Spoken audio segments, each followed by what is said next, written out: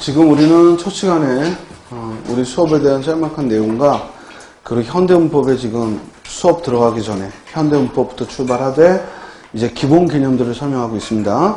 그래서 먼저 음운과 음운이 모여 음절이 모여 형태소를 이루고 여기까지 형태소라는 것이 실질적인 뜻을 가진 부분과 문법적인 역할을 하는 부분이 있다라는 말까지 했고, 문법적인 역할을 하는 부분은 세 개 있다.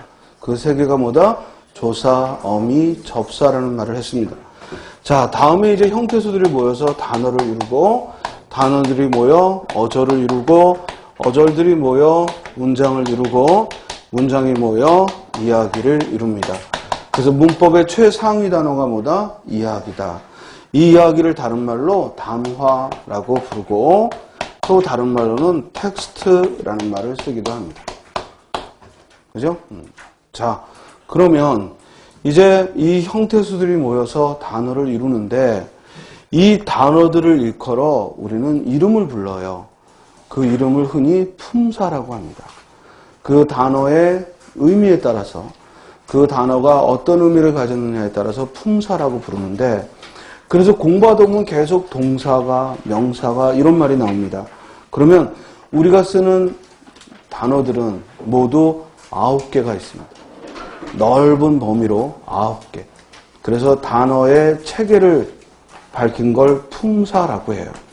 단어의 체계를 밝힌 걸 뭐라고 한다? 품사라고 해요. 그럼 우리말의 품사는 구품사예요. 9개가 있습니다.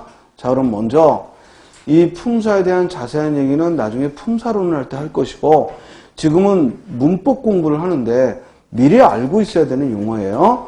그럼 미리 알고 있어야 되는 용어로서 적어도 품사가 뭔지는 알아야 되거든. 그래서 그 9개의 품사에는 뭐가 있는지 이것만 간단하게 봅니다. 먼저 어떤 단어가 사물의 이름을 말한다 하면, 이름을 말하니까 이름 명자를 써서 뭐라고 해요? 명사라고 불러요.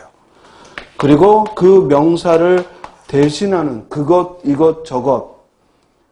영어에서는 대명사의 용법이 매우 활발해요. 그런데 우리말에서는 대명사는 이것, 그것, 저것, 이, 그이, 저이, 사람이나 사물을 명사를 대신하는 거기 때문에 지극히 용법이 한정적인 용법으로만 쓰여요. 이해돼요? 그래서 명사를 대신하는 걸 뭐라고 부른다? 대명사라고 불러요.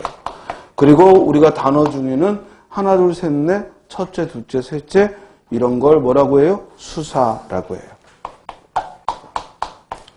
자꾸만 떠올려 봐요. 이런 걸 내가 뭐라고 했나. 그죠? 수사라고 불러요. 자, 주로 이 명사, 대명사, 수사를 합쳐서 체언이라는 말을 써요. 그래서 체언이라는 말은 문법 공부에서 매우 중요하게 자주 나올 겁니다. 그리고 주로 이 체언 뒤에 붙어서 문법적 역할을 하는 단어를 뭐라고 불러요? 조사라고 불러요. 그래서 문법적으로 도와준다 해서 도울 조자를 써서 조사라고 부르는 거예요. 그죠?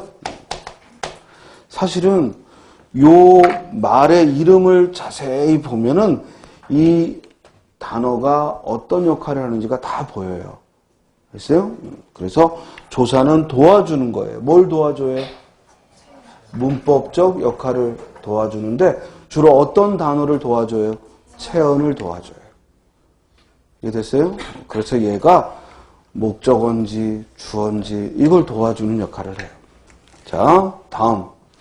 이제 이와 같은 체언과 조사를, 그래서 4개의 품사를 이제 확인해 봤고, 그 다음 동작을 말하는 단어는 뭐라고 불러요? 동사. 성질, 형태를 말하는 단어는 뭐라고 불러요? 형용사라고 불러요. 자, 영어 문법에서 동사라고 말하는 것과 우리말에서 동사라고 말하는 건 거의 비중이 같아요. 그래, 똑같이 중요해요. 문장적으로. 그런데 형용사라는 표현은 우리말과 영어 문법이 굉장히 달라요.